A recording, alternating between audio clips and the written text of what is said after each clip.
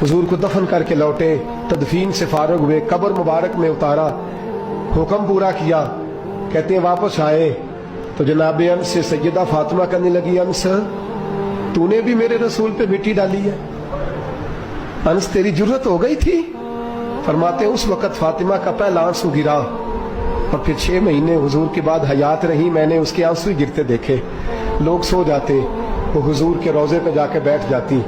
कहते मैं समझाता बहलाता, लेकिन फातिमा कहती अली सब्र अपनी जगह, कर्म अपनी जगह। और मैं तुझे क्या बताऊं, बहन भाई पहले सारे चले गए, वालदा पहले छोड़ गई, अब हुजूर अलैहिस्सलातु सलाम ने भी पर्दा डाल लिया है, मुझे चार और जानिब कुछ दिखाई नहीं देता। कहते हैं 6वां महीना था हुजूर के विसाल को। एक दिन मुस्कुराती हुई फातिमा घर आई रोजे से रात को बच्चों के साथ, तो शेर खुदा कहने लगे, मैंने कहा फातिमा बड़े दिनों के बाद मुस्कुराते देखा, क्या बात है?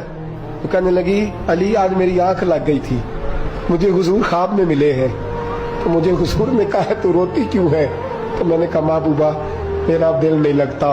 तो फरमाया बेटी तैयारी कर, तू मेरे पास आने वाली है।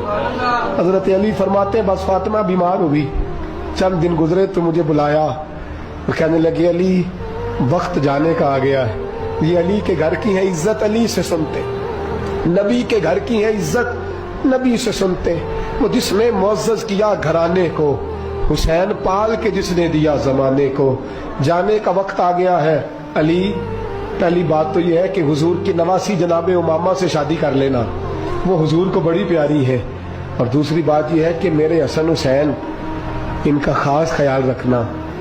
और तीसरे लफ्ज कहे तो हजरत अली तड़प के रोए, कहने लगी मैंने वक्त गुजारा है, आपकी हुकूक मेरी जिम्मेदारी थे, मैं इंसान थी भूल जाती थी, अगर मुझसे कहीं कोई कमी रह गई हो तो मुझे रज़ाए इलाही से दरगुजर करना, कहीं मैं हुजूर के सामने जाके शर्मिंदा ना हो जाऊं। शेर खुदा करम अल्लाह ताला वजहुल करीम फरमाते मैंने हाथ थामा और मैंने कहा फातिमा अली का बड़ा मर्तबा था, पर जो तेरी निस्बत से कमाल था वो तेरा ही था।